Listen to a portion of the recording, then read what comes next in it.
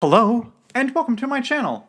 My name is Jonathan Cohn, and today I have my book review of the book Fablehaven, Keys to the Demon Prison by Brandon Mull. This is the fifth and final book in the original Fablehaven series, which I've been reading on the channel for the last about 5 months, and I have loved this series. I absolutely love this series. It starts out with one of my favorite middle grade YA books of Fablehaven. I mean, this is just a masterclass in fantasy for kids writing. I loved it.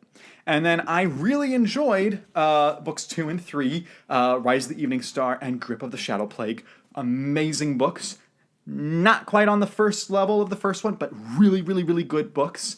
And then you had the fourth book, Secrets of the Ragged Sanctuary, which was entertaining, but was, I had a lot of problems with it. But I overall enjoyed the book, but I did have some problems with it. So, the series has overall been very good, but, it could have been better.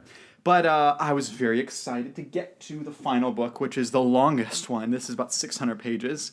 And because this whole series was gifted to me by a friend, and ironically, a friend who is a couple that I do D&D with, and they bought it for their children, and they gave it to me afterwards. And so I wanted to read the series, and so I saw the cover of book 5, so I knew what the series was planning towards, even from book 1.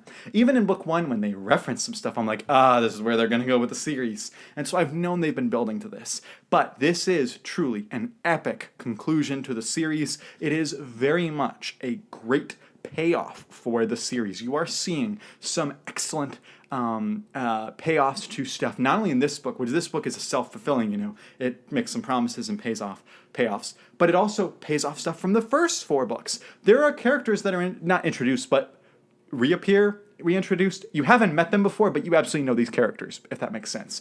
And they show up, and I was like, oh, so wait, you were planning this with oh, that's so cool that you can do that. I thought there's some really clever stuff happening there. And I also thought that the new characters in this book were really good.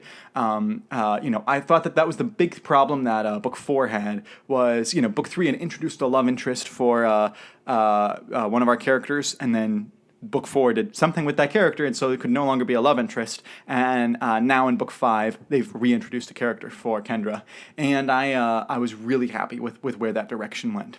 And it is really funny that some characters have some opposite journeys. One character is captured at one point, and then that's Seth, and then it's flipped, and Kendra's captured.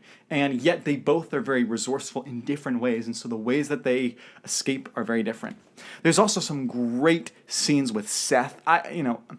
It's Kendra's series, really, but Seth is such a great character. He's my favorite character in the series, and he has such a great journey because he goes from just wanting to do things because he wants success for himself to doing some stupid things to try to help others. He makes some purely altruistic moves in this book that are absolutely stupid, but they're so altruistic that you can't help but feel for Seth. And I thought that his journey was just incredible. Now, there's a few points where I'm like, Seth, have you not learned this lesson already? But as a teacher of students, my students make the same stupid mistakes over and over and over again, so I get that happens in real life. And also, I also make a lot of stupid mistakes over and over again, so I get it. But there were some times I was like, Seth, you gotta work with me, bud. You gotta learn from some of your mistakes. But I just love Seth's journey in this book. I also felt like the ending, the epic payoff, the battle for the demon prison was as epic as this series could get. With what they had established in this book, this is as epic it was going to get. And just, the actual scene that is this picture is pretty darn awesome. And I at first I was like, that can't be a real, you must be fibbing. That can't be a real image in the book. And no, it's a real image. And oh my goodness, this was pretty epic to see. And I just thought that Brandon Mull did so well with payoffs. He did well with themes. There's a great theme about purgatory, essentially, which Brandon Mull is Mormon, and purgatory is traditionally a Catholic ideal, but he kind of explores that idea in here. And he also explores the idea of paying for a crime that you committed and how much you should pay for it. And then there's also the ideas of how much would redemption cost, and is redemption something that's works-based, or is it something that is faith-based, or what is redemption? And ironically, this redemption that I'm talking about is for a demon. Is for a demon in the book who realizes the error of his ways. And so it was such an interesting discussion, in a kid's book featuring fantasy elements, featuring a demon.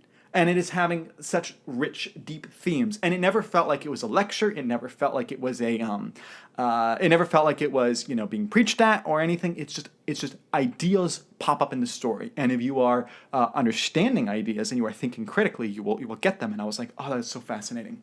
So yeah, I loved this book. I thought it was a terrific conclusion to the series. I think it wraps stuff up.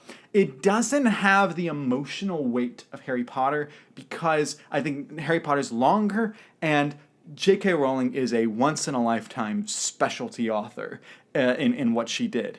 But if you're talking about not J.K. Rowling when it comes to fantasy for kids stuff, this is just a truly epic series. I would put this as my second favorite in the series, right behind the first book. I still think the first book is the best in the series, but I think book 5 is a worthy conclusion, and I think that I am very much happy that I read the entire Fablehaven saga.